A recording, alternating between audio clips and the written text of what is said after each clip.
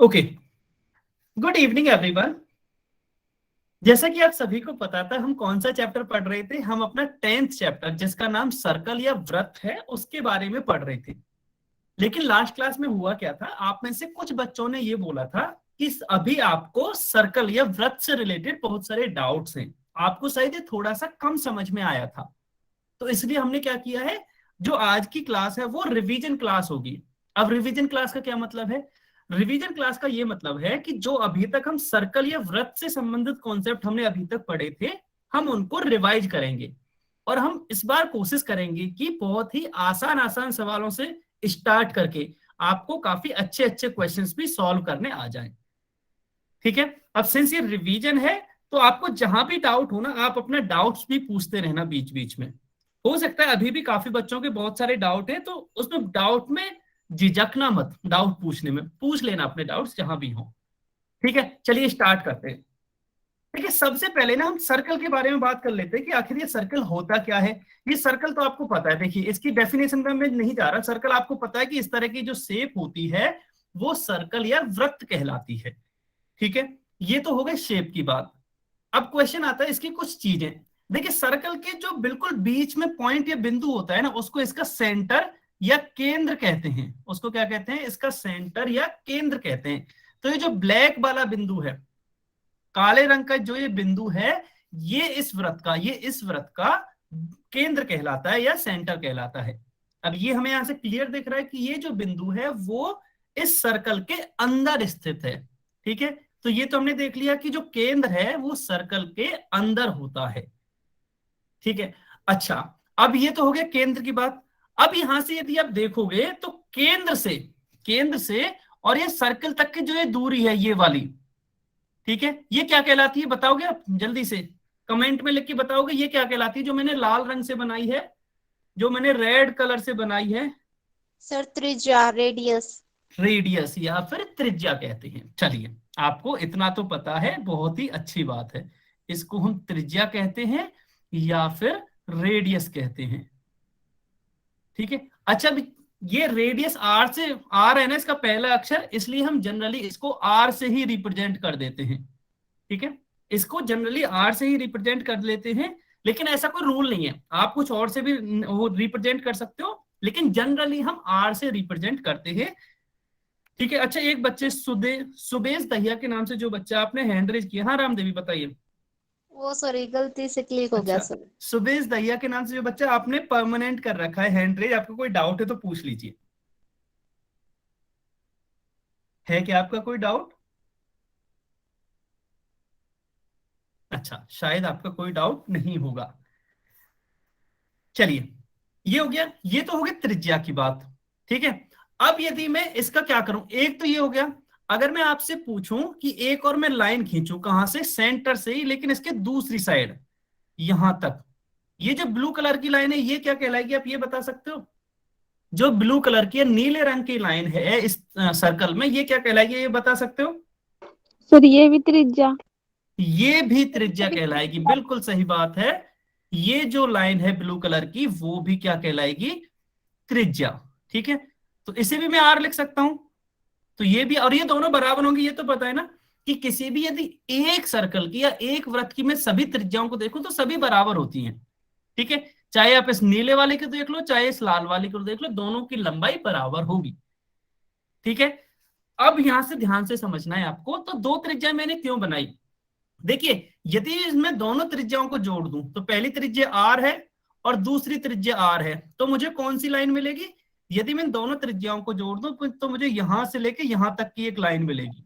ठीक है, अब ये जो लाइन है वो कहलाती है व्यास। व्यास या फिर डायमीटर।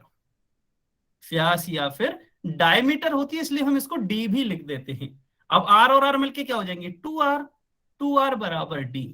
तो यहां से हम कह सकते हैं कि जो व्यास होता है वो त्रिज्या का 2 गुना होता है, या जो डायमीटर होता है वो रेडियस का डबल होता है। ठीक है, ये तो आपको पता होगा, ये तो बहुत ही छोटी छोटी चीजें थी, बस मैंने जल्दी से इनको रिवाइज कर दिया है कि जो व्यास होता है वो त्रिज्या का 2 गुना होता है, या d इज इक्वल टू लिख सकते हैं हम 2r। ठीक है, अब यही यहां लिखा हुआ है। यहां तक सभी को समझ में आएगा? अभी अब मैं परिधि या एरिया किसी पे भी नहीं गया हूं। परिधि यानी कि सरकमफेरेंस क्या है और एरिया यानी कि क्षेत्रफल क्या है उसकी बात नहीं कर रहा हूं। अभी तक मैंने केवल व्यास और त्रिज्या की बात की है। यहां तक सभी बच्चे बताएंगे। अच्छा, आज की क्लास थोड़ी सी अलग तरह से करते हैं, जब तक सब यस नहीं बोलेंगे मैं आगे नहीं बढ़ूंगा। तो यस या नो भी, अच्छा नो भी कर सकते हैं, ऐसा नहीं है, यस करना जरूरी है। अगर नो भी करोगे तो मैं दोबारा से बता दूंगा।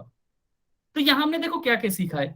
सबसे पहले तो त्रिज्या क्या होती है किसी भी सर्कल की या किसी भी वृत्त की। दूसरा, व्यास क्या होता है और व्यास और त्रिज्या में क्या संबंध होता है। बहुत अच्छे से आगे ना, चलिए अगर ये आगे ना, अब देख क्या करेंगे। ये इतना सा समझ में आ गया। पहले हम इसी पर बेस्ड कुछ क्वेश्चंस कर लेते हैं। तो पहला क्वेश्चन आपको अपनी स्क्रीन पर दिख रहा होगा। अब इस क्वेश्चन का आंसर सभी को लेकिन पोल सेक्शन में देना है। हाँ, कुछ तो बताइए आप। सर एक बार वो स्क्रीन दोबारा वो करना सर, स्क्रीनशॉट लेना था। ये लीजिए, ठीक है। अच्छा, आप इंग्लिश मीडियम से हो तो कुछ वर्ड्स हाँ हिंदी में लिखे हुए हैं, ठीक है, तो उसके लिए थोड़ा सा कोऑपरेट आपको करना पड़ेगा। कहीं डाउट नहीं है वैसे, ठीक है। चलिए, नो सर। पहला क्वेश्चन ये रहा, क्वेश्चन नंबर 1। इसका आंसर पोल सेक्शन में करना। देखिए क्वेश्चन बहुत ही आसान है, जल्दबाजी में कोई गलत नहीं करेगा। अभी आज के जितने भी क्वेश्चंस होंगे ना सारे आसान होंगे, कोई भी कठिन नहीं होगा। लेकिन इंपॉर्टेंट ये है कि आपको जल्दबाजी में आंसर नहीं करना है। अब ध्यान से पहले पढ़ लीजिए। क्वेश्चन में दे रखा है कि यदि वृत्त की त्रिज्या 6 सेंटीमीटर है तो उस वृत्त का व्यास ज्ञात कीजिए। ठीक है, अब हम क्या करते हैं, अब हम आज से थोड़ा सा अलग वो करते हैं। अभी आपको यहां एक टाइमर दिखेगा, तो इसमें ना आपको 1 मिनट मिलता है। ठीक है, इसमें आपको 1 मिनट मिलेगा इस क्वेश्चन को सॉल्व करने में,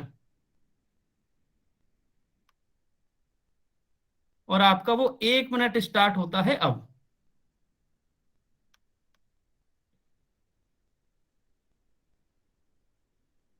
दस सेकंड हो चुके हैं, इसलिए ये 50 सेकंड से स्टार्ट होगा। अभी 50 से ये वापस चलेगा। ठीक है, सभी को दिख रहा होगा टाइमर। 1 मिनट अभी मैं काउंट नहीं करूंगा। मैं हर बार बताया था ना 5 सेकंड बचे हैं, 3 सेकंड बचे हैं, कुछ नहीं। अभी आपको स्क्रीन पर दिख रहा होगा अपना टाइमर चल रहा है जो, उसके हिसाब से आपको अपना आंसर करना है। बस मैं बताता जाऊंगा जब टाइम बचता जाएगा कितना। टाइमर सभी को दिख रहा होगा। 30 सेकंड बचे हैं, अभी 30 सेकंड्स बचे हैं। अच्छा, अभी भी 2 बच्चे हैं देखो जिन्होंने आंसर नहीं किया। सभी बच्चे आंसर करेंगे। 2 बच्चे हैं अभी भी जिन्होंने आंसर नहीं किया है। हाँ, बहुत आसान था ना, बहुत बढ़िया, बहुत बढ़िया, आसान था। वैसे सभी का आंसर सही भी है, बहुत ही अच्छी बात है।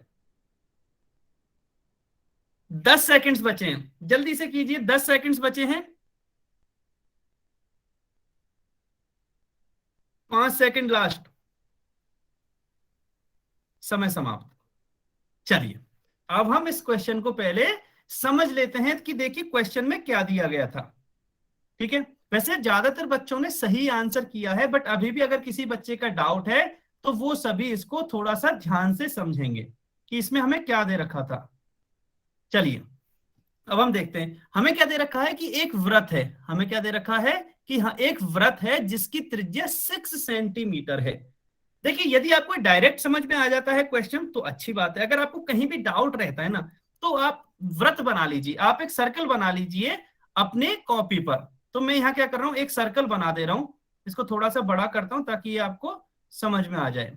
ठीक है, ये हो गया एक सर्कल। अब हम क्या करते हैं, ये क्या दे रखा है, व्रत की त्रिज्या 6 सेंटीमीटर है, तो इस व्रत की पहले हम त्रिज्या बना लेते हैं। तो मान लो यहां कहीं इसका केंद्र होगा, तो ये इसकी त्रिज्या हो जाएगी। ये क्या हो जाएगी, इसकी त्रिज्या। कोई सी भी बना सकते हो आप। ये इसकी त्रिज्या होगी, और ये कितना दे रखा है हमें, 6 सेंटीमीटर। तो ये हो गया हमारा 6 सेंटीमीटर यहां से लेके यहां तक। पूछा क्या है हमसे, अब हमसे पूछा है कि इसका व्यास क्या होगा। इस व्रत का, जो ये व्रत है इसका व्यास क्या होगा। अब व्यास क्या होता है, जनरली 2 त्रिज्याओं के बराबर होता है, त्रिज्या का दोगुना होता है। तो आप यहां से डायरेक्ट भी लिख सकते हो कि व्यास को हम डायमीटर से लिखते हैं, डी से लिखते हैं, और ये होता है 2r के बराबर। और r कितनी है, 6 सेंटीमीटर। तो 2 × 6 यानी कि ये हो जाएगा 12 सेंटीमीटर। ठीक है, ये तो बहुत ही सिंपल था कि ऑप्शन ए करेक्ट हो जाएगा कि जो इसका व्यास है, इस सर्कल का, इस वृत्त का व्यास होगा, डायमीटर होगा, वो 12 सेंटीमीटर हो जाएगा। और आप में से हाँ जी काफी बच्चों ने सही आंसर भी किया था कि जो ऑप्शन ए है वो एकदम करेक्ट आंसर है। ठीक है, अच्छा इसमें मैं इसलिए नहीं पूछ रहा हूं आपसे क्योंकि आप में से ज्यादातर बच्चों ने एकदम सही आंसर किया है। अब हम अगला क्वेश्चन करते हैं। अगला क्वेश्चन भी लगभग इसी टाइप का है, उसमें आपको लेकिन डायग्राम दे रखा है। उस डायग्राम से बताना है आपको कि जो चित्र दिया गया है उसके हिसाब से उस वृत्त का व्यास कितना होगा। ठीक है, ये भी आसान है, ये भी कठिन बिल्कुल नहीं है। मैंने पिछले क्वेश्चन में इसीलिए चित्र बना के बताया था ताकि आपको समझ में आ जाए। अभी इसमें तो चित्र बना ही हुआ है तो ये आसान है। इसमें भी मैं टाइमर लगा देता हूं ताकि आपको सभी को वो अच्छी तरह से पता चल जाए कि कितना टाइम है आपके पास। अच्छा, इसमें अब ज्यादा टाइम नहीं देते, इसमें 30 सेकंड ही होगा आपके पास। इसमें आपके पास केवल 30 सेकंड होंगे क्योंकि पिछले क्वेश्चन में हमने टाइम दे दिया था, तो इसमें अब ज्यादा टाइम नहीं लगाएंगे। 30 सेकंड्स आपके स्टार्ट हो चुके हैं। बहुत बढ़िया। अभी तक जितने भी बच्चों ने आंसर किया है ना, सबका एकदम सही आंसर है। ये भी वैसे बहुत ही आसान है। ठीक है, ये भी बहुत ही आसान है। 15 सेकंड्स बचे हैं। इसमें मैं कम टाइम क्यों दिया है, क्योंकि पिछले क्वेश्चन की तरह ही है, तो आपको ज्यादा टाइम नहीं लगेगा। लास्ट 5 सेकंड बचे हैं, जल्दी से आंसर कीजिए। 5 सेकंड से समय समाप्त। चलिए चलिए फिर इस क्वेश्चन को देख लेते हैं। हाँ जी, ये भी इजी है ना। देखिए इसमें क्या पूछा है हमें, इस वृत्त का व्यास पूछा है कि वृत्त का व्यास कितना है। अब व्यास के लिए हमें वृत्त तो दे रखा है, लेकिन वृत्त में आप देखोगे साथ साथ में आपको इस वृत्त की त्रिज्या या रेडियस भी दे रखी है। रेडियस भी आपको दे रखी है जो कि है 3 सेंटीमीटर। ठीक है, ये इस वृत्त में पता है। अब हमें क्या पता है, हमें ये पता है कि जो रेडियस है वो आधी होती है किसकी, डायमीटर की। या दूसरे शब्दों में जो डायमीटर होता है, व्यास होता है, वो त्रिज्या का 2 गुना होता है। तो चलिए हम व्यास बनाने की कोशिश करते हैं। व्यास बनाने के लिए क्या करते हैं, हम इसी लाइन को और इधर तक खींच देते हैं। ठीक है, इसी लाइन को और इधर तक खींच दिया, तो अब व्यास कौन सा हो जाएगा, व्यास हो जाएगा ये पूरा यहां से लेके यहां तक। ठीक है, अगर व्यास ये है तो यहां से लेके यहां तक की लंबाई तो हमें पता है 3, और ये भी 3 सेंटीमीटर हो जाएगी। तो इस टोटल ये जो ब्लैक वाली लाइन है यहां से लेके यहां तक कितनी हो जाएगी इसकी लंबाई, 3 + 3। तो ये हो जाएगा, बिल्कुल जी सही बात है, 6 सेंटीमीटर हो जाएगा, क्योंकि ये 3 और 3 ऐड हो जाएंगे। तो ऑप्शन बी हमारा करेक्ट होगा। अब आप इसका काफी बच्चों ने डायरेक्ट भी अंदाजा लगा लिया होगा। कैसे, कि जो ये त्रिज्या है 3 सेंटीमीटर, तो व्यास इसका डबल होगा, ये 2 गुना होगा, तो अपने आप ही वो 6 सेंटीमीटर आ जाएगा। ठीक है, तो इस तरह से इसका आंसर क्या हुआ, ऑप्शन बी इसका एकदम करेक्ट आंसर हुआ। ठीक है, चलिए अब इसमें भी काफी बच्चों ने वैसे सही आंसर किया था। चलिए एक और क्वेश्चन सॉल्व करते हैं। अब ये क्वेश्चन फिर से क्वेश्चन नंबर 3 लगभग उसी प्रकार का है, लेकिन यहाँ थोड़ा सा चेंज है कुछ, तो वो आपको ध्यान से समझना है कि यहाँ चेंज क्या है। तभी आपको आज हम ना बहुत सारे क्वेश्चन सॉल्व करेंगे ताकि आपको ये समझ में आ जाए कि हम करना क्या चाह रहे हैं। इसलिए आज हम बहुत सारे क्वेश्चन सॉल्व करेंगे। इसमें आपको पूरा 1 मिनट मिलता है। ठीक है, पूरा 1 मिनट मिलता है आप सभी को। तो सभी बच्चे इसमें 1 मिनट अब आपका स्टार्ट हो गया है। टाइमर में आपको 50 सेकंड दिखेंगे क्योंकि 10 सेकंड तब तक हो जाएंगे। जल्दी से आंसर कीजिए, आपको केवल 50 सेकंड और बचे हैं। 50 सेकंड्स और बचे हैं,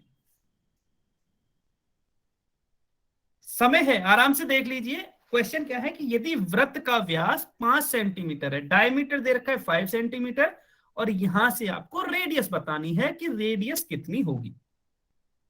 ठीक है, सभी बच्चे आंसर करेंगे, सभी बच्चे आंसर करेंगे। 2 बच्चे और बच्चे, हाँ जी ये भी बहुत ही आसान है, बिल्कुल सही बात है। 2 बच्चे और बच्चे हैं जिन्होंने आंसर नहीं किया है। आपके पास 15 सेकंड्स और हैं, जल्दी से आंसर कीजिए। 15 सेकंड्स और हैं आपके पास, 15 सेकंड्स और हैं आपके पास।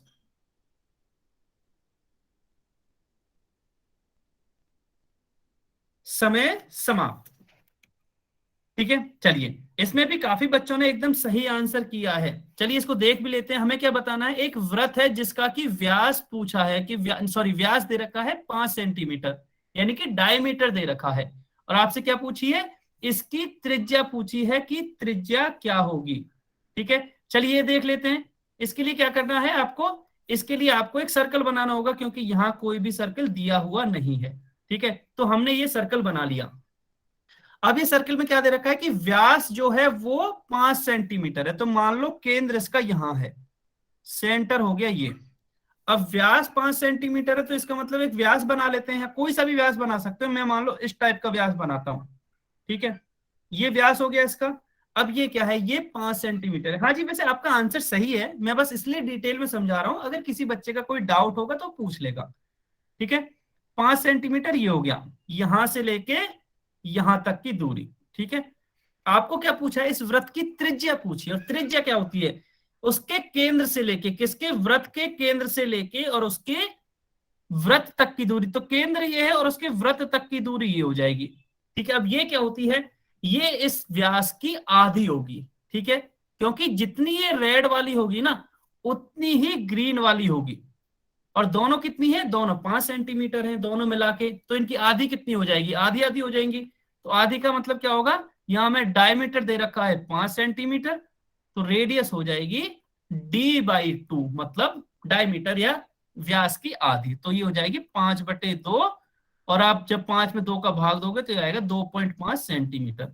इसका मतलब ये ग्रीन वाली भी 2.5 सेंटीमीटर हो जाएगी और रेड वाली भी 2.5 सेंटीमीटर हो जाएगी। तो आप किसी भी एक का वो बताना है, दोनों ही त्रिज्या है, दोनों ही 2.5 है, तो ऑप्शन बी हमारा एकदम करेक्ट आंसर है, ठीक है। तो इस तरह से ऑप्शन बी हमारा एकदम करेक्ट आंसर है। चलिए एक और लास्ट क्वेश्चन और कर लेते हैं इसी पर based. Question number 4, question number 4 ये भी काफी आसान सवाल है। क्वेश्चन नंबर 4 देखिए, इसमें बस डायग्राम दे रखा है, अंतर बस इतना सा है कि इसमें डायग्राम दे रखा है, इसमें लिखा हुआ इतना नहीं है।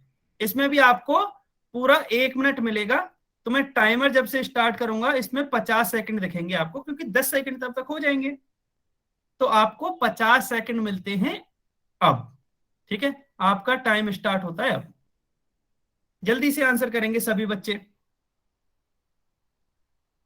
हाँ, ये थोड़ा सा वैसे अच्छा क्वेश्चन है, ये वैसे अच्छा क्वेश्चन है, इसमें जल्दबाजी कोई नहीं करेगा, ये थोड़ा सा अच्छा क्वेश्चन है वास्तव में।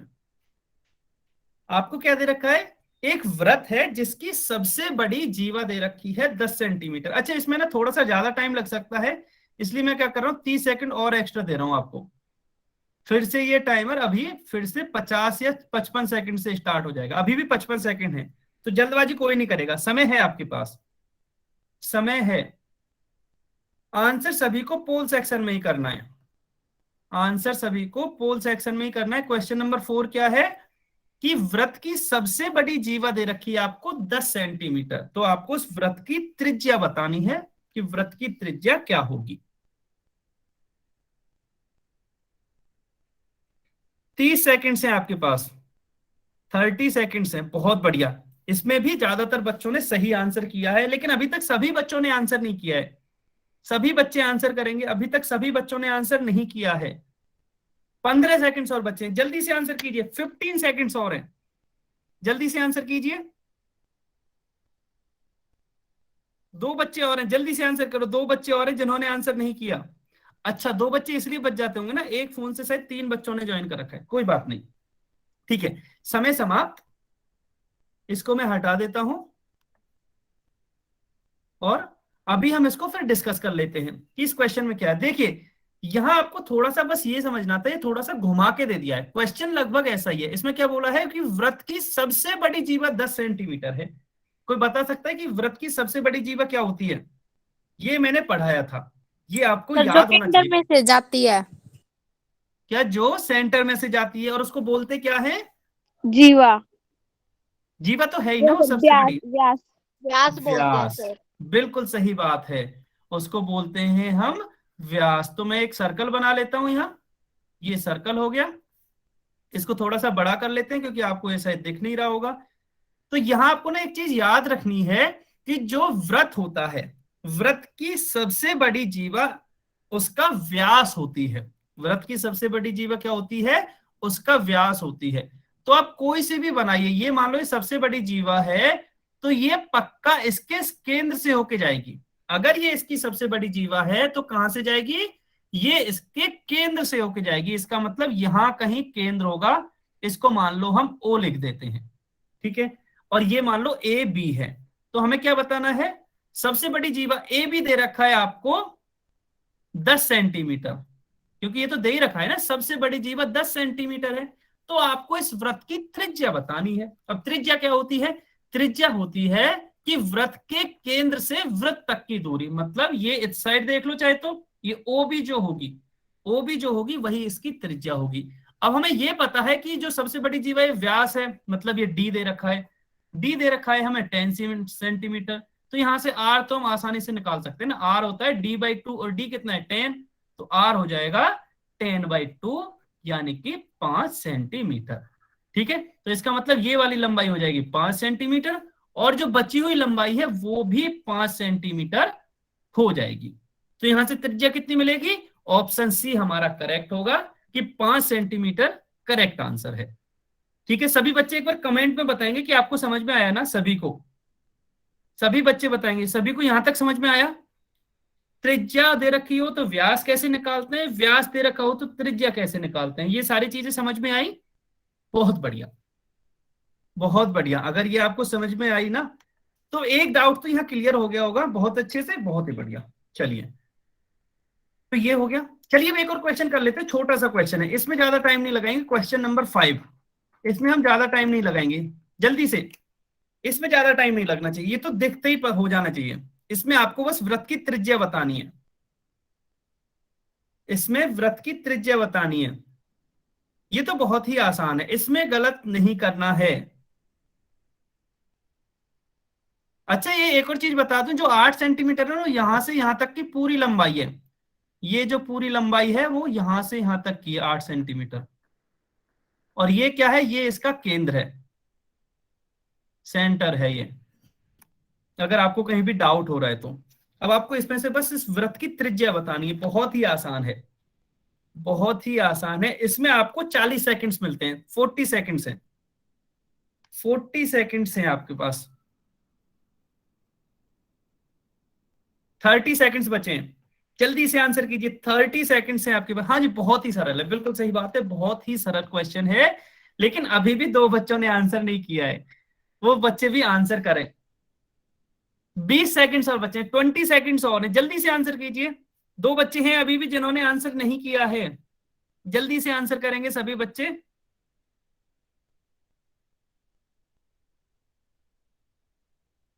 15 सेकंड से, क्या हुआ, कठिन लग रहा है क्या? अभी भी कुछ हैं बच्चे, 2 या 3 बच्चे हैं जिन्होंने आंसर नहीं किया है।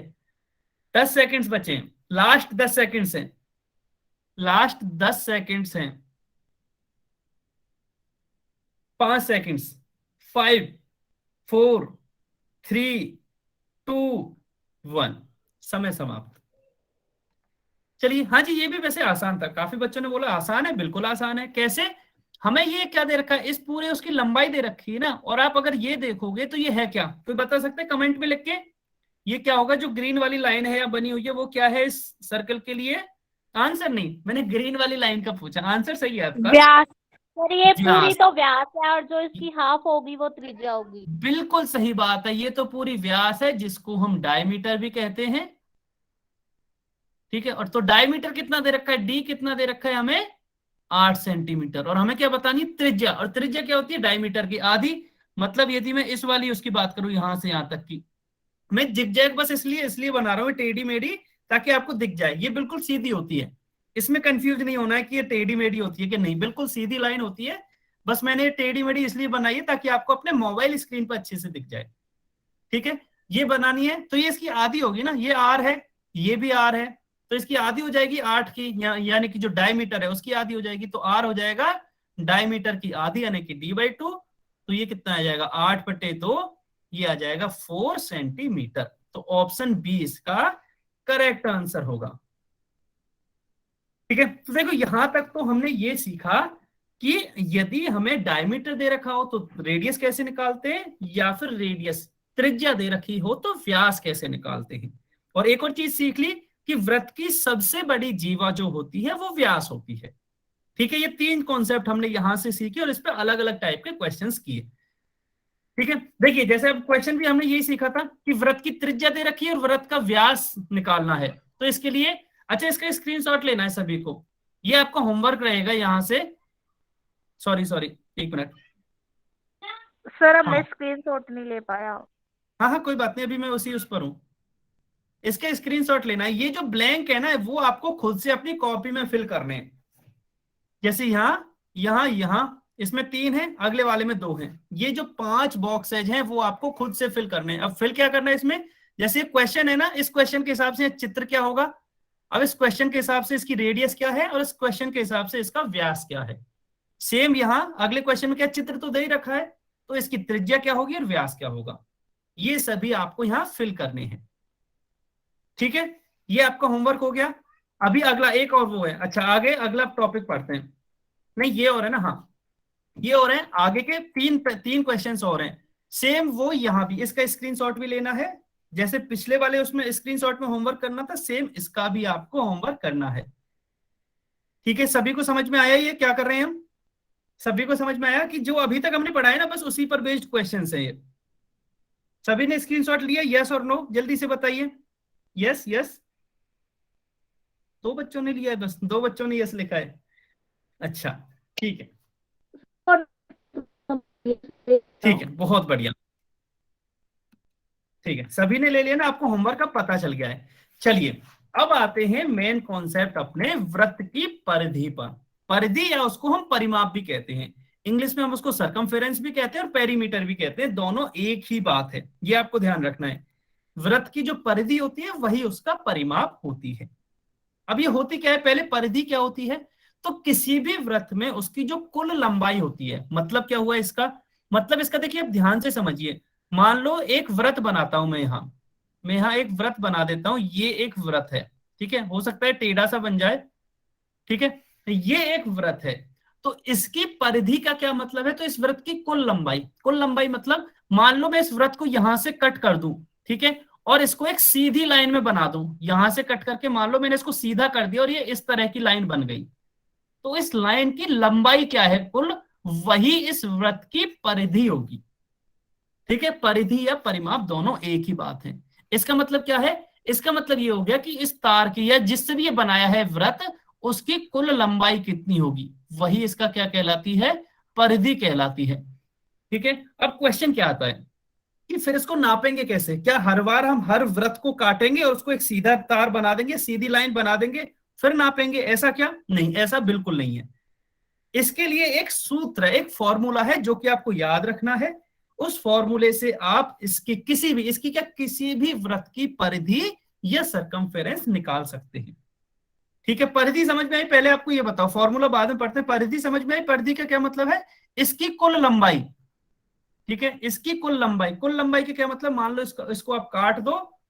देखिए, आप ऐसे सोच के देखिए, कई लोग क्या है अपने हाथ में वो पहनते हैं, कड़ा पहनते हैं पतला सा, तांबे का या कुछ इस तरह का पहनते हैं ना। मान लो उस कड़े को लो, तो एक वृत्ताकार होता है वो, ठीक है, सर्कल के आकार का होता है। अगर आप उसको बीच में से काट दो और उसको सीधा कर दो उस तार को, तो उस तार की लंबाई या जिससे भी वो कड़ा बना है उसकी जो लंबाई होगी ना, वही उसकी परिधि होगी। अब यहां तो क्या है, वो पतला सा था इसलिए हमने उसको काट दिया, उसकी नाप सकते हैं। लेकिन हर बार ऐसा नहीं है ना, तो हर काट कर उसकी लंबाई नापे। तो इसके लिए क्या है, बिना काटे ही उसकी परिधि हम कैसे निकाल सकते हैं, उसकी वो लंबाई कैसे निकाल सकते हैं? तो उसी का एक फॉर्मूला है। देखिए, उसके लिए ना हमें ये जरूर पता होना चाहिए कि कोई भी वृत्त की त्रिज्या कितनी है।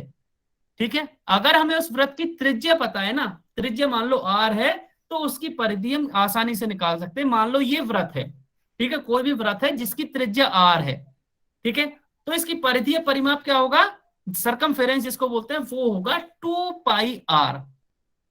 ठीक है, अब आपको कंफ्यूज नहीं होना है, मैंने इसलिए परिधि का मतलब समझाया है। परिधि का मतलब उसकी कुल लंबाई कितनी होगी वृत्त की। ठीक है, एक पॉइंट से यदि वापस उसी, मान लो मैं इस पॉइंट से स्टार्ट करूं, ठीक है, इस पॉइंट से स्टार्ट करके मैं इसको नापना स्टार्ट करूं और वापस इसी पॉइंट तक आ जाऊं, वापस इसी पॉइंट तक आ जाऊं, तो इसकी कुल लंबाई कितनी होती है? वो होती है 2πr। अब आपको लगेगा कि सर ये लंबाई तो फिक्स होनी चाहिए, ये ऐसे हर बार ये ऐसे क्यों हो रही है 2πr? देखिए, फिक्स नहीं होगी। ये तो मान लो किसी ने छोटा सर्कल लिया है, किसी ने मान लो इससे बड़ा सर्कल ले लिया, इतना बड़ा, ठीक है, तो किसी ने लिया है छोटा सा सर्कल, तो हर किसी की लंबाई बराबर नहीं रहेगी ना। ये डिपेंड करता है कि कितना बड़ा सर्कल है। अब बड़े और छोटे का क्या मतलब है कि उस सर्कल की या उस वृत्त की त्रिज्या कितनी है। अगर त्रिज्या कम है तो वो छोटा सर्किल होगा, अगर त्रिज्या ज्यादा है तो वह बड़ा सर्किल होगा। तो उसी के आधार पर उसकी लंबाई भी होगी ना, परिधि भी उसी के आधार पर होगी। इसका मतलब उसकी परिधि भी उसकी त्रिज्या पर निर्भर करेगी। अगर त्रिज्या ज्यादा है तो परिधि ज्यादा होगी, अगर त्रिज्या कम है तो परिधि भी कम होगी। ठीक है, तो ये तो हो गया आर का मतलब। आर क्या है? उसकी त्रिज्या। अब क्वेश्चन आता है फिर ये 2 पाई कहां से आया। देखिए कहां से आया इसका हम अभी डिस्कस नहीं करते हैं, लेकिन ये होता क्या है वो मैं बता देता हूं। 2 का मतलब तो सभी को पता है कि 2 एक संख्या है, सीधी सीधी। ऐसे ही पाई भी एक संख्या है, आपको कंफ्यूज नहीं होना है। बच्चे कंफ्यूज कहां होते हैं कि सर पाई कहां से आ गया।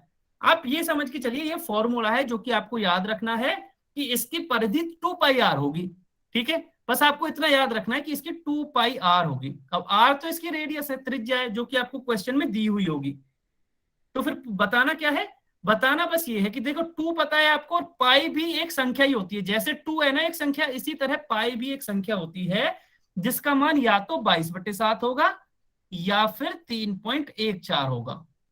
ठीक है, अब आपको लगेगा सर ऐसे कौन सा मान ले, ये तो अलग अलग हो गए। देखिए आप ज्यादातर ना 22/7 यूज करना, आप ज्यादातर 22/7 यूज करना, आपका आंसर आ जाएगा। लेकिन ऐसा नहीं कि आप 3.14 नहीं कर सकते, ये भी यूज कर सकते हैं। अब ये कब कब यूज करेंगे ये डिपेंड करता है कि क्वेश्चन में आपको जो त्रिज्या है वो किस तरह से दी गई है, उसी के आधार पर करेंगे। अब जैसे जैसे मैं क्वेश्चन सॉल्व कराऊंगा ना तो वहां आपको समझा दूंगा कि यहाँ 22/7 क्यों यूज किया है, या अगर मैं 3.14 यूज करूंगा तो वो क्यों यूज किया है वो भी मैं आपको बता दूंगा। ठीक है, बस आपको देखो कंफ्यूजन का मेन कॉन्सेप्ट ये है कि ये पाई कहां से आ गया। आपको ये समझना है कि जो 2 पाई आर है, मैं फिर से लिख देता हूं, जो 2 पाई आर है वो इसका एक फॉर्मूला है। ठीक है, जहां जो हम 2 और पाई को देखें तो ये तो फिक्स है, ये तो एक संख्या है ये मान लो। ठीक है, जहां ये बदलेगा हर क्वेश्चन में तो इसकी त्रिज्या बदल सकती है, सर्कल की त्रिज्या बदलेगी तो हमारा परिमाप भी बदल जाएगा। ठीक है, परिमाप का सूत्र समझ में आया? सूत्र क्या है होता है ये याद रखोगे सभी बच्चे याद रखेंगे। 2 पाई आर होता है परिधि का या परिमाप का, सरकमफेरेंस का जो वो होता है। अब मैंने इसलिए मतलब बताया, परिधि मतलब इसकी कुल लंबाई कितनी है, किसी भी सर्कल की कुल लंबाई कितनी है। हाँ खुशबू बताइए। सर इस पे ये क्वेश्चन समझा दो सर। ये हाँ 2 मैं पाई क्वेश्चन ये बता देता हूँ, बिल्कुल बिल्कुल क्वेश्चन भी बता देता हूँ, बट यहाँ तक नहीं, आपको ये समझ में आना जरूरी है कि परिधि क्या होती है और परिधि का फॉर्मूला क्या होता है। सिंपल दो चीजें अगर आपको समझ में आई है, हाँ यहाँ तक आ गई ना, चलिए फिर क्वेश्चन करते हैं। पहले मैं समझाऊं कि डायरेक्ट ही आपको करने को दूं, ये बताओ। हाँ सर मीरा क्वेश्चन बताइए। समझा दो सर इसके ऊपर ठीक है, बेस। मीरा गौतम के नाम से जो बच्चे, आप बताइए, आपने हैंड रेज की है। सर व्रत का भी फार्मूला होता व्रत के किस चीज का? ये व्रत ही तो है। व्रत के किस चीज का फॉर्मूला मतलब मैं समझा नहीं। व्रत तो एक आकृति का नाम होता है ना। है। उस ओके सर। व्रत तो देखिए एक आकृति है। जब हम व्रत के परिमाप की बात करते हैं मतलब उस आकृति जो वृत्ताकार आकृति है ना उसकी कुल लंबाई कितनी है वो उसका परिमाप या परिधि कहलाती है। ठीक है, देखिए अब इसमें एक फॉर्मूला एक वो समझा देता हूं। मान लो आपको क्वेश्चन में दे रखा है कि एक व्रत है या एक सर्कल है, ठीक है, जिसकी रेडियस या त्रिज्या कितनी है। मान लो आपको दे रखी है, त्रिज्या दे रखी है उसकी 28 सेंटीमीटर। इसको मैं इंग्लिश में भी लिख देता हूं। ठीक है, इसकी रेडियस दे रखी है आपको 28 सेंटीमीटर। ये मैं बस ऐसे ही समझा रहा हूं आपको, और आपको बताना है कि इसकी परिधि कितनी है। तो आप बता सकते हो कि इसकी परिधि कितनी। पहले आप खुद से कोशिश कीजिए, जो भी आपका आंसर आता है पहले आप खुद से कोशिश कीजिए। ये फिर छोड़ो, ऐसे करते हैं अगले क्वेश्चन में आप खुद से कर देना, ये मैं आपको समझा देता हूँ, कोई बात नहीं। देखिए सर इस परिधि पर एक क्वेश्चन समझा दीजिए। क्या? सर इस पर एक क्वेश्चन समझा हाँ वही दीजिए। समझा रहा हूँ, मैं वही समझा रहा हूँ। ठीक है, ये मैं समझा देता सर हूँ। पहले यही वाला बताओ। ठीक है, मैं यही वाला बता देता हूं कि मैंने क्या बोला कि एक व्रत है। क्वेश्चन ध्यान से सुनना है, मैंने पूरा क्वेश्चन नहीं लिखा है, बस उसकी इंपॉर्टेंट चीजें लिखी हैं। एक व्रत है जिसकी त्रिज्या 28 सेंटीमीटर है, उसकी आपको परिधि बतानी है, तो मैंने परिधि के आगे क्वेश्चन मार्क लगा दिया। ठीक है, अब मुझे ये पता है कि जो व्रत होता है या व्रत दे रखा है ना, मुझे ये पता है कि जो व्रत की परिधि है उसका फॉर्मूला मुझे आता है। फॉर्मूला क्या है? व्रत की परिधि होती है 2 पाई आर के बराबर। परिधि कितनी होती है, सरकमफेरेंस कितनी होती है? 2 पाई आर के बराबर। बिल्कुल सही बात है। ठीक है, अब चलिए हम फॉर्मूला पता चल गया। जैसे देखिए किसी भी उसके आयत के क्षेत्रफल का फॉर्मूला क्या होता है, लंबाई गुना चौड़ाई होता है ना, लेंथ इनटू ब्रेथ होता है। तो इसका मतलब क्या है कि हमें उसकी लेंथ भी पता होनी चाहिए और ब्रेथ भी पता होनी चाहिए, लंबाई भी पता होनी चाहिए, चौड़ाई भी। उसी तरह से ये परिधि का भी एक फॉर्मूला होता है 2πr, लेकिन इसमें से 2 और पाई तो हमें ऑलरेडी पता होते हैं, इसकी बताने की जरूरत नहीं है। बस हमें चाहिए कि आर क्या है उस वृत्त का। तो आर तो क्वेश्चन में दे ही रखा है ना, 28 सेंटीमीटर। तो चलिए 28 सेंटीमीटर रख लीजिए। तो 2 पाई और आर की जगह मैं लिख रहा हूं 28। ठीक है। अब यहां से बोलोगे कि सर फिर इस पाई का क्या करें। देखिए मैंने पाई के आपको 2 मान बताए थे, 22/7 या 3.14। ठीक है, तो पहले हम 22/7 रखते हैं, फिर 3.14 भी रखेंगे, दोनों से सॉल्व करते हैं ताकि आपको कोई कंफ्यूजन ही ना रहे। पहले हम 22/7 रख लेते हैं। तो 2 पाई की जगह क्या रखा है, 22/7 गुणा 28। पहले ये बताओ यहां तक समझ में आया क्या, मैं हर एक हाँ रामदेवी बताइए। सर इसका सर 22 आंसर आएगा सर। नहीं 22 क्यों आ जाएगा, आपने सॉल्व नहीं किया है मतलब। यस मीरा गौतम के नाम से जो बच्चा, बताइए। सर ये जो 2πr है इसमें तो 22/7 आता है सर, आपने 2 अलग क्यों? 2 अलग क्यों मतलब, अच्छा 2 पाई का मान ही, सॉरी सॉरी सॉरी, पाई के। नहीं केवल पाई का मान होता है 22/7, 2 अलग है। अच्छा इसका सर। मतलब है 2 गुणा पाई गुणा आर। ठीक है, ओके सर। कंफ्यूज नहीं होना है। हाँ अच्छा हुआ आपने क्वेश्चन पूछ लिया, इस तरह के क्वेश्चन पूछ लो आप, ताकि आपके सारे कंफ्यूजन दूर हो जाएं। परिधि क्या होती है, 2πr का मतलब है, यहां ध्यान रखना है 2 गुणा पाई गुणा आर, लेकिन याद हम ऐसे ही रखते हैं 2πr। ठीक है, तो 2 का गुणा होगा पाई में, पाई का मान कितना था 22/7, और आर कितनी है या 28। ये हो गया। अब तो बस एक सॉल्व ही तो करना है, सॉल्व करके कोई बता रहा, सॉल्व करके बताइए आप कितना आएगा इसका मान, जल्दी से। गुणा करना पड़ेगा थोड़ा सा आपको, बट हो जाएगा, आसान है, जल्दी से बताइए। सभी बच्चे बताएंगे इसको सॉल्व करके, अब तो सॉल्व करना है ना, अब तो बहुत ही आसान हो गया। ओके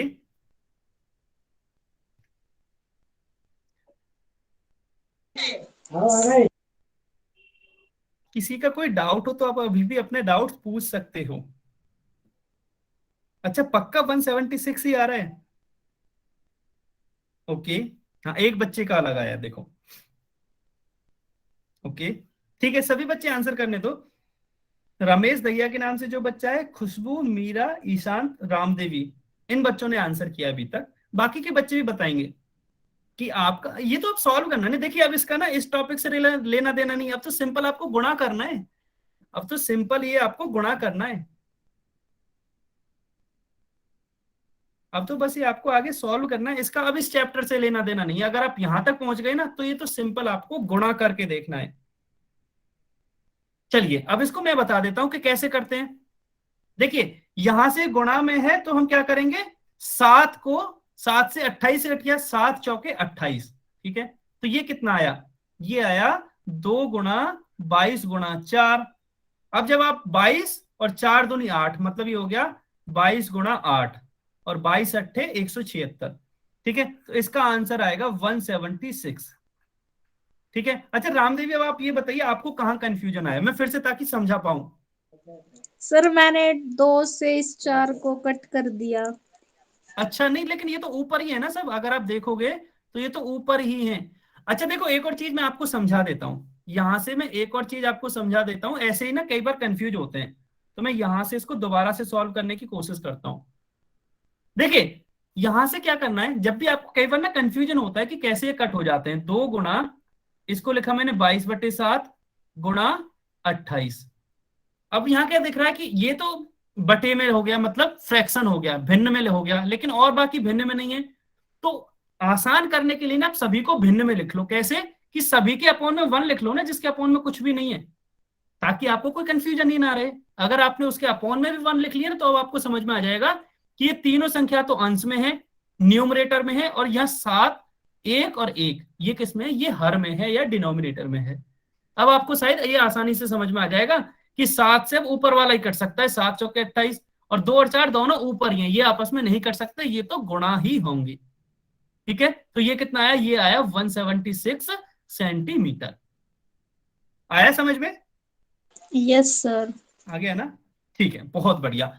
देखिए अब वापस से इसी क्वेश्चन पे थोड़ा सा और डिस्कस कर लेते हैं ताकि आपको कोई डाउट ना रहे। ये यहां से इसको भी हटा देते हैं।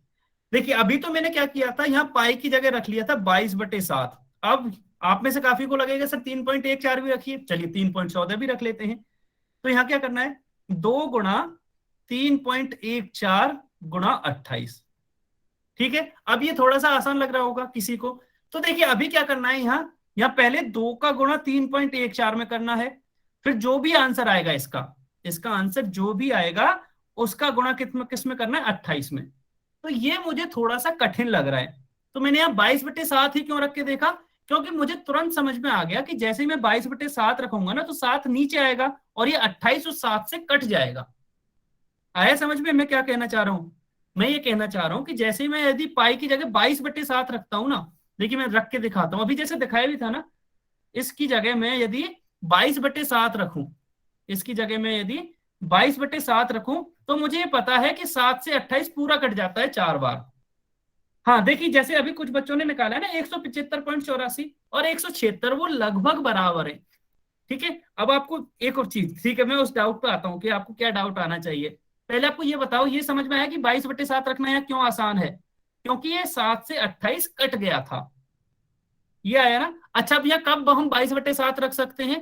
देखिए जब भी त्रिज्या या व्यास आपका 7 के गुणा के रूप में दे रखा हो। मतलब क्या है इसका, मतलब यह है कि अभी तो 28 था, मान लो त्रिज्या जो आपको दी थी ना ये 28, उस 28 की जगह मान लो आपको या तो 7 देता या 14 देता या 21 देता या 28 देता, मतलब 7 के पहाड़े में देता, तो आप यहाँ 22/7 रख लिया करो ताकि ये कट जाएगा। मान लो 7 होता तो 7 से 7 कट जाता, 14 होता तो ये 7 से 2 बार कट जाता।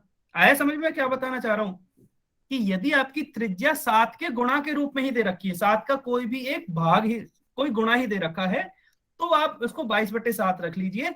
अदरवाइज आप 3.14 लिखिए, 3.14 लिखिए। हाँ मीरा गौतम के नाम से बच्चा, हाँ जी बताइए। सर मुझे ये समझ में नहीं आया 176 कैसे आया, वो गुणा करके बताना एक बार। अच्छा मैं दोबारा से बता देता हूँ, ठीक है चलिए। देखिए हाँ सभी बच्चे डाउट पूछ जरूर लेना, अगर आज की क्लास के बाद भी आप डाउट लेके गए ना तो फिर कोई फायदा नहीं हुआ इतना समझाने का। इसलिए सभी बच्चे चाहे कितने डाउट्स पूछ लो, मैं इसी क्वेश्चन में पूरी क्लास लगा सकता हूं, लेकिन आप अपने डाउट्स क्लियर करना। देखिए ये 7 से कटा 4 बार, 7 चौके 28, तो हमें क्या बचा, 2 गुणा 22 गुणा 4। अब इसमें आप कैसे गुणा कर लीजिए, मान लो आप 2 का गुणा 22 से किया तो ये आ गया 22 दूनी 44, 44 गुणा 4, तो 44 का गुणा 4 से करना है अब तो। चलिए 44 का गुणा 4 से कर लेते हैं, 44 गुणा 4, 4 चौके 16 का 6 हासिल 1, 4 चौके 16 और 1 17, तो ये आ गया। आ गया ना? ठीक है, अभी देखिए अब आपको अभी ये सभी के समझ में आ गया ना दोनों मेथड, कि हम 22/7 कब लिखेंगे और 3.14 कब लिखेंगे। ये है समझ में? पहले ये बताइए यस और नो। सभी बच्चे बताएंगे। देखो मैं हर एक स्टेप पे आपसे इसलिए पूछता जा रहा हूं क्योंकि आज की क्लास के बाद ना डाउट नहीं होना चाहिए। ठीक है ठीक है, मतलब ये समझ में आ गया ना। अभी देखो एक और डाउट आपका आना चाहिए था, क्या आना चाहिए था कि सर अगर 22/7 रखते हैं तो ये आता है 176, और यदि हम 3.14 लिखते हैं तो ये आता है 175.84। तो बिल्कुल सेम तो नहीं है, बिल्कुल सेम है क्यों नहीं है, समस्या क्या है, वो आना चाहिए ना सभी का डाउट कि ये समस्या है क्या, ये अलग अलग क्यों आ रहे हैं। थोड़ा सा ही अंतर है लेकिन अंतर तो है ना। अब ये थोड़ा सा भी अंतर क्यों है वो समझिए। ठीक है, उसके लिए मैं क्या करता हूँ, सबको इरेज कर देता हूँ। ठीक है, सबको मिटा देता हूं मैं, क्योंकि अब इसकी जरूरत नहीं है, अब तो बस अंतर समझ में आने के लिए। देखिए है होता क्या है कि जो पाई का मान है ना वो 22/7 है फिक्स। अगर आप इसमें 3.14 लिखोगे ना तो 3.14 फिक्स नहीं है ये, इसके बाद भी कुछ कई वो आते हैं अंक जो कि हम लिखते नहीं है, इसलिए हम केवल 3.14 ही लिखते हैं।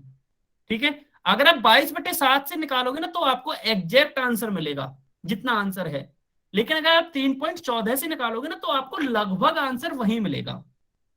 समझ में आया? अब इसका 3.14 क्यों, देखिए 22 में आप 7 का भाग देके देख लो ना, 7 किया 21, ठीक है, एक बचा, एक में भाग नहीं जाता तो 0.0, 7 एकम 7, 3 बचे, फिर ये 0 आ जाएगी, 7 चौके 28, फिर ये 2 बचेंगे तो 20 हो जाएगा, वो 7 दूनी 14। तो ऐसे करते जाएगा ना, इसमें ना कभी भी पूरा भाग जाता ही नहीं है। ऐसे ही आपका अभी जैसे 3.142 ऐसे कुछ और आ जाएगा और ये चलता ही जाएगा। आया समझ में? तो हम यहां तक केवल यहीं तक लेते हैं, इसलिए इसका आंसर ना बराबर नहीं आता हमेशा 22/7 से भी और 3.14 से भी। ठीक है, ये आया सभी के समझ में? ये बताइए कि दोनों से आंसर सही क्यों नहीं, मतलब एक जैसा क्यों नहीं आया? थोड़ा सा भी अंतर आया ना, यहाँ 0.84 175.84, जबकि यहाँ फिक्स 176 है। ऐसा क्यों हुआ? क्योंकि 22/7 का जो फिक्स मान है वो 3.14 नहीं होता, इसके आगे भी होता है, लेकिन हम लेते 3.14 ही है क्योंकि हमारी ताकि कैलकुलेशन आसान हो जाए। चलिए, इसमें काफी टाइम गया है, काफी टाइम दिया है। हाँ जी, ये और भी आगे होता है खुशबू, केवल इतना सा ही नहीं है, और भी आगे होता है। सच्चाई ये है कि पाई का जो एग्जैक्ट मान है ना पॉइंट्स में, वो किसी ने अभी निकाल ही नहीं पाया है, पूरा पूरा मान कोई नहीं निकाल पाया है, इसके आगे भी होता है। ठीक है, तो इसलिए आप कोई अगर यूज कर रहे हो तो 3.14 तक ही कर लो, अगर नहीं तो 22/7 यूज कर लो। ठीक है, अच्छा अब आपको लगेगा कि सर क्वेश्चन में हम कौन सा करें? क्वेश्चन में दोनों, सॉरी पेपर में कौन सा करेंगे? तो पेपर में दोनों ही सही माने जाएंगे। पेपर में आपका ऐसा नहीं है कि 175.84 गलत होगा और 176 सही होगा, नहीं, पेपर में दोनों ही सही माने जाएंगे। और मान लो ऑप्शंस में दे रखे हो दोनों ऑप्शन, तो ऐसा कभी नहीं हो सकता कि एक ऑप्शन में ये आंसर हो और दूसरे ऑप्शन में ये, ऐसा कभी भी नहीं हो सकता। ठीक है, इसलिए घबराने की वो नहीं है कि सर हम कौन सा यूज करें, आपकी मर्जी हो वो यूज कर सकते हो आप। ठीक है, अभी चलें आगे, आगे बढ़े, यहां तक समझ में आ गया हो तो क्वेश्चन करते हैं अब, क्योंकि एक क्वेश्चन मैंने समझा दिया, अब आपका नंबर है। ठीक है, चलिए, अब ये क्वेश्चन आपको अपनी स्क्रीन पर दिख रहा है। क्वेश्चन में अगर आप कंफ्यूज हो गए ना, देखिए इसके बराबर आसान क्वेश्चन ना नहीं हो सकता। अगर आपको इसको ध्यान से पढ़ोगे तो इसका आंसर बस बिना पेन उठाए आ जाएगा, मैं इतना कह सकता हूं, बिना पेन का यूज किए हुए आ जाएगा। और ऐसा क्वेश्चन हम अपनी क्लास में भी कर चुके हैं। ये तो बस आपकी ना ये चेक करने के लिए आप क्लास में कितना ध्यान दे रहे हो, बस इसलिए ये क्वेश्चन डाला है। अगर आपने क्लास में ध्यान दिया होगा ना तो ये क्वेश्चन तो बहुत ही आसान है, बहुत ज्यादा।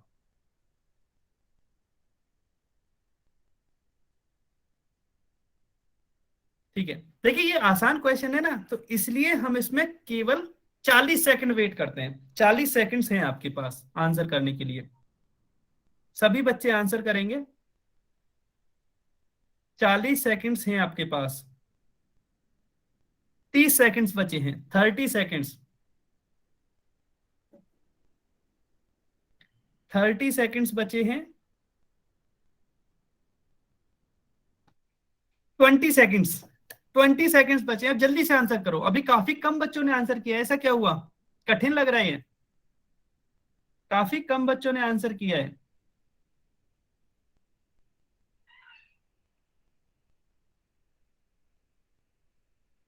दस सेकंड्स बचे, लास्ट 10 सेकंड्स, लास्ट 10 सेकंड्स हैं। हाँ जी, बहुत ही आसान है, बिल्कुल सही बात है, बहुत ही आसान है। 5 सेकंड्स, 5 4 3 2 1, समय समाप्त।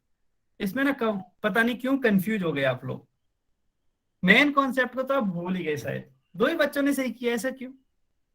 देखिए हमें क्या दे रखा है, हमें पता है कि वृत्त का परिमाप 11 सेंटीमीटर है। इसका मतलब क्या है कि यदि मैं एक वृत्त बनाऊं, ठीक है, अब ये कौन सा वृत्त है मुझे नहीं पता, यदि मैं एक वृत्त बनाऊं कोई सा भी, तो इसका ये दे रखा है कि इसका 11 सेंटीमीटर परिमाप है।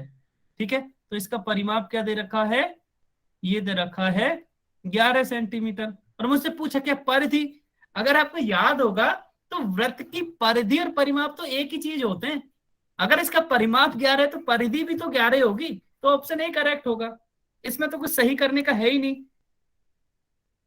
ये तो बस आपको याद रखना था कि परिधि और परिमाप एक ही चीज होते हैं, सरकमफेरेंस एंड पेरीमीटर एक ही चीज होते हैं, इसमें तो कहीं डाउट ही नहीं आना चाहिए था। ठीक है, एनीवे ऑप्शन ए इसका करेक्ट है। अब मेन क्वेश्चन पे आते हैं। ये क्वेश्चन है क्वेश्चन नंबर 7। ये थोड़ा सा सही क्वेश्चन है, इसको आपको सॉल्व करना है, इसको आपको सॉल्व करना है। देखिए जल्दबाजी कोई नहीं करेगा, कोई भी जल्दबाजी नहीं करेगा। यह सब कुछ दे रखा है आपको, वृत्त की त्रिज्या भी दे रखी है, उसकी परिधि पूछिए, और ब्रैकेट में यह भी दे रखा है कि पाई का मान आपको क्या लिखना है। हालांकि मैंने आपको बता दिया था कि पाई का मान आपको क्या रखना है, कब कौन सा रखना है। ठीक है,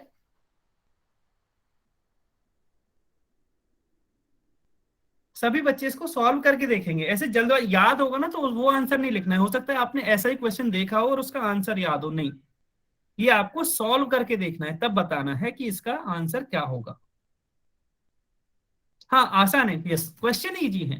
क्वेश्चन आज हमने एक भी टफ क्वेश्चन नहीं किया है, क्वेश्चन आसान है। बस मेन कॉन्सेप्ट है कि आपको समझना कि परिधि या सरकमफेरेंस क्या होता है, रेडियस क्या होती है, डायमीटर क्या होता है, ये सब चीजें समझना। अगर आपको एक बार ये सब चीजें समझ में आ गई तो ये चैप्टर ना बहुत ही आसान लगने लगेगा आपको। अभी जैसे पाई का मतलब समझाया था, पाई क्या होती है, अगर पाई का मतलब भी समझ में आ गया तो चीजें आपको ना बहुत थोड़ी सी आसान लगने लग गई होंगी कि हाँ आप तो आराम से कर सकते हैं हम। हाँ रामदेवी बताइए। सर गलती से दूसरे ऑप्शन पे क्लिक हो गया। कोई बात नहीं, आप अभी जैसे ये बंद हो जाए ना तो कमेंट में आंसर कर देना, ठीक है। देखिए अब इसमें लास्ट 30 सेकंड और वेट करते हैं, 30 सेकंड्स और हैं, सभी बच्चे आंसर करेंगे। 30 सेकंड्स और हैं आपके पास, जल्दी से आंसर कीजिए। इसमें काफी कम बच्चों ने आंसर किया, ऐसा क्यों? कठिन लग रहा है ये आसान है, क्वेश्चन आसान है, इतना मैं कह सकता हूं। अगर आपने पिछला जो मैंने अभी समझाया था ना वो सही से समझा होगा तो ये आसान क्वेश्चन है। सभी बच्चे सॉल्व करेंगे। 20 सेकंड्स और बचे हैं, 20 सेकंड्स और हैं आपके पास, जल्दी से सॉल्व कीजिए।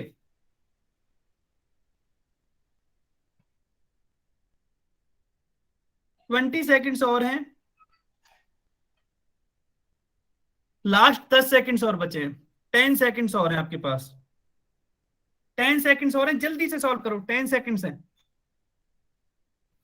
5 सेकंड्स, 5 4 3 2 1, समय समाप्त। अच्छा, रमेश दहिया के नाम से जो भी बच्चा है ना, उन्होंने दोनों आंसर कर दिए हैं। कोई बात नहीं, आप कोई भी एक भी निकाल सकते थे, ठीक है। देखिए यहां क्या है, हमें वृत्त की त्रिज्या दे रखी है, यानी कि आर पता है हमें, वृत्त की त्रिज्या मतलब रेडियस होती है, मतलब आर पता है हमें 7 सेंटीमीटर, और वृत्त की परिधि बतानी है हमें। परिधि क्या होती है? परिधि होती है 2 पाई आर, ठीक है, परिधि होती है 2 पाई आर। अब इसमें हम वैल्यू रखते हैं, 2 का मतलब 2 ही होता है, पाई का मतलब 22/7 रख लेता हूं मैं अभी, और आर का मतलब, आर तो इसमें हमें दे रखा है 7, ठीक है, तो आर रखा मैंने 7। यहां से मैं क्लियर देख सकता हूं कि ये 7 से ये 7 कैंसिल हो जाएगा और 22 दूनी 44 सेंटीमीटर आ जाएगा, ठीक है। पहला तो ये हो गया। अब आपको लगेगा कि सर आर की जगह यदि हम 3.14 रखते, तो देखिए रमेश दहिया के नाम से जो बच्चा है ना, उन्होंने आंसर निकाला है, उस केस में आता आपका 43.96, 43.96। अब आपको लगेगा कि सर हम ऑप्शन में से कैसे चेक करेंगे? देखिए जब भी आपको 4 ऑप्शन दे रखे हों और आपका इस तरह का आंसर आए, तो आप सब ये देखिए कि सबसे पास वाला आंसर कौन सा है।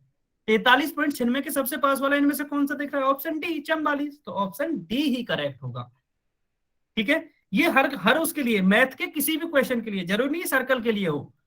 कई बार होता क्या है कि आपका ना लगभग में आंसर आता है, तो ये आंसर है 43.96। आप ऑप्शंस में देखिए कि आपका कौन सा ऑप्शन करेक्ट हो सकता है, इसके पास कौन सा है, तो इसके पास है 44, तो इसलिए इसका आंसर आ जाएगा ऑप्शन डी, 44 सेंटीमीटर। ये आया समझ में सभी के? जल्दी से बताइए, सभी के समझ में आया? इसके बाद एक और क्वेश्चन कर लेते हैं, लास्ट, आज का समय हो गया, एक और क्वेश्चन कर लेते हैं। ये समझ में आया क्या? सभी बच्चे बताएंगे आया है ना? ठीक है, एक और क्वेश्चन कर लेते हैं। अच्छा इसकी बजाय ना दूसरा करते हैं, सॉरी, इसकी बजाय दूसरा करते हैं, ये वाला क्वेश्चन करते हैं, क्वेश्चन नंबर 9। इसमें बताना, क्वेश्चन नंबर 9 है, तो सभी बच्चों को यहां ये क्वेश्चन सॉल्व करना है।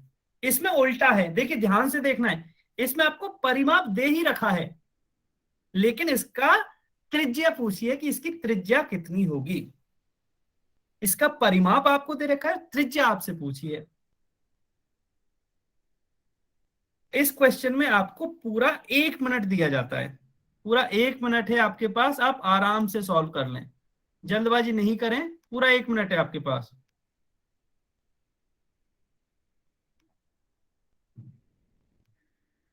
ठीक है, मैं इसमें टाइमर में पूरा 1 मिनट लगा रहा हूं।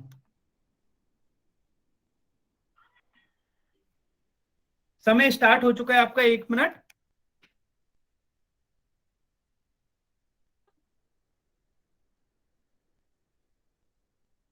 हाँ, 2 बच्चों ने अभी तक आंसर दिया, दोनों का सही है, चलो बहुत बढ़िया।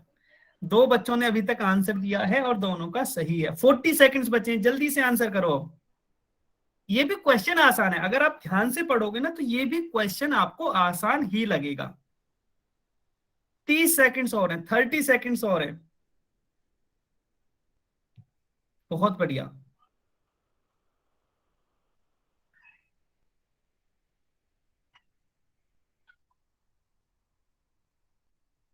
पंद्रह सेकंड्स बचे हैं अभी, लास्ट 15 सेकंड्स।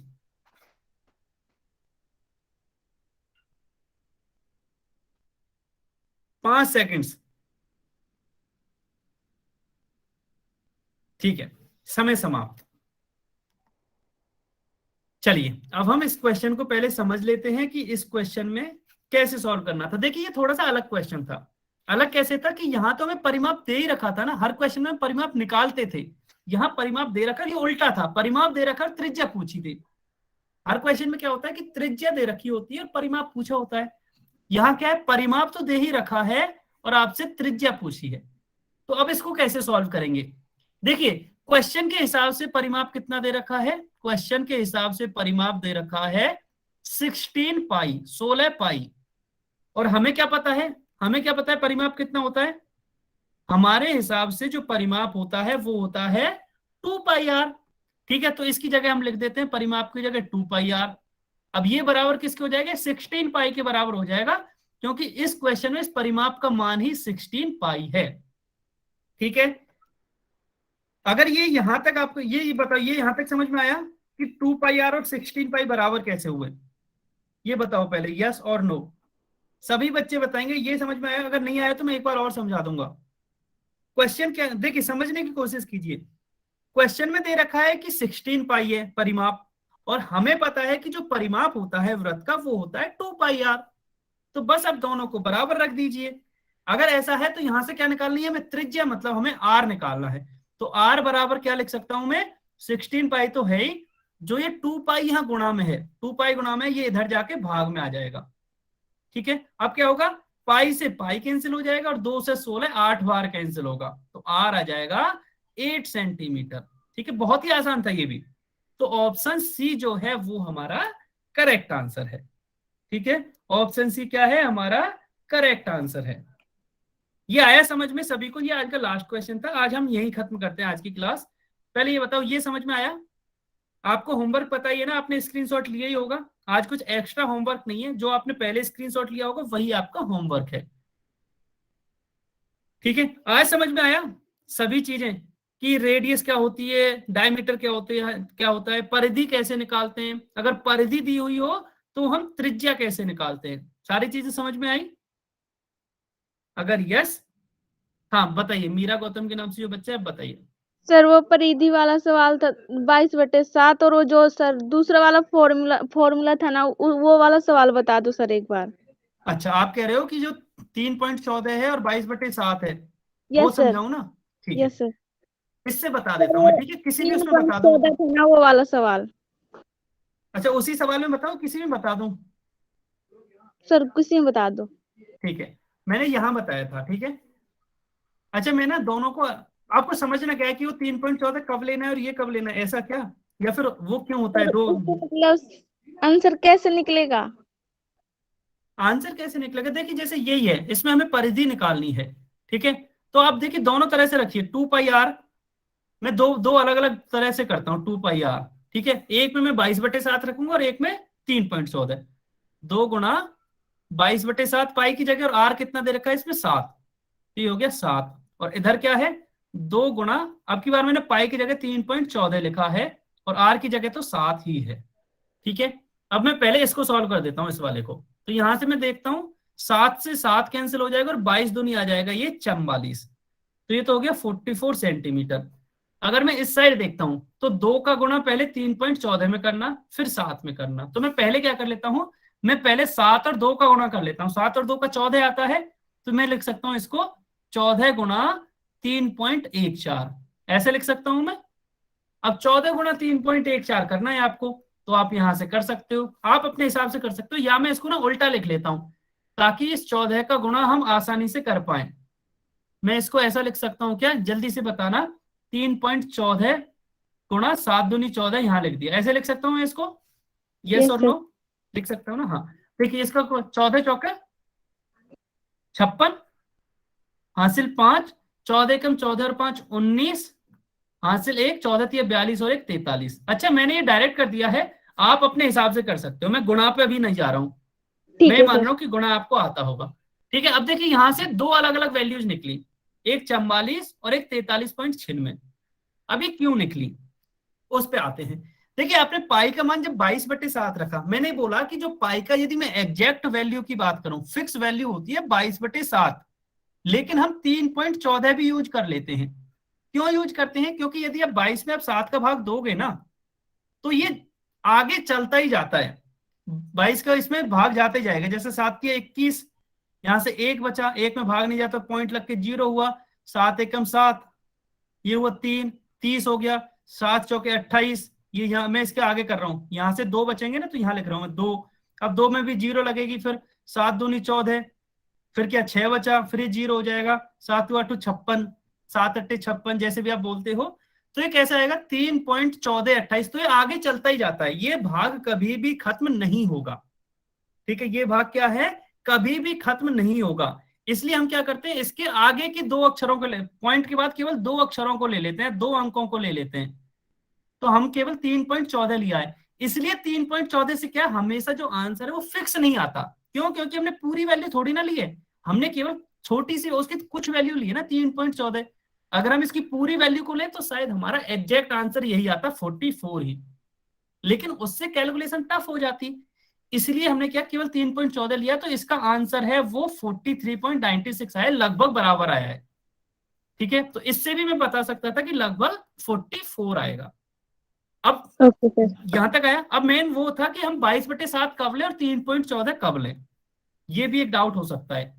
देखिए आपको ये पता है ना, यहां पे यदि आप 2πr लगाते हो, मैं फिर से लगाता हूं यहाँ 2πr में बड़े उसमें इसलिए लिखा है 2 गुणा, यदि मैं आप 22/7 लिखता हूं ना, तो ये r जो है 7 दे रखा है, 7, तो फिर ये 7 से 7 आसानी से कैंसिल हो गया। इसी तरह यदि ये 7 की जगह 14 दे के रखता, 28 देते, कुछ भी 7 का गुणांक देते, कुछ भी 21 देते, 7 से 35 देते, 40 देते, तो इसलिए मैं तब 22/7 ही यूज करता। क्यों, क्योंकि मान लो यहाँ 35 देते 7 की जगह, तो भी तो ये 5 बार कैंसिल हो जाता ना, और फिर भी इसकी कैलकुलेशन आसान हो जाती। इस तरह आपको डिसाइड करना है कि 22/7 कब लिखें और 3.14 कब लिखना है। आया समझ में? यस सर, बहुत अच्छे से। ठीक है, बहुत बढ़िया। Thank you sir. चलिए हाँ ओके, वेलकम। चलिए क्लास फिर सर यहीं तक आज थी। के सवाल बहुत सॉरी, आज के सवाल बहुत अच्छे समझ में आ गए सर। आज के आ गए ना, उद्देश्य यही था कि आपका ना अब डाउट नहीं रहना चाहिए, इसलिए मैंने ये रिवाइज किया है पूरा। ठीक है, आज हमने परिधि तक सीख लिया है, एरिया का फिर हम कल पढ़ेंगे। ठीक, कल मतलब अगली क्लास तब जब भी हमारी इस होगी तब। चैप्टर की कितनी क्लासेस होंगी? देखिए हिसाब से तो एक और बची थी, लेकिन आपने रिवाइज कराया है तो अब 2 क्लासेज और बची हैं, इस वजह से कोई बात ओके नहीं, कोई फर्क नहीं पड़ना, उद्देश्य ये समझ में आना चाहिए, चाहे 2 क्लासेज एक्स्ट्रा हो जाए, चलेगा, कोई इशू नहीं है। ठीक है, okay, bye bye bye everyone, bye bye.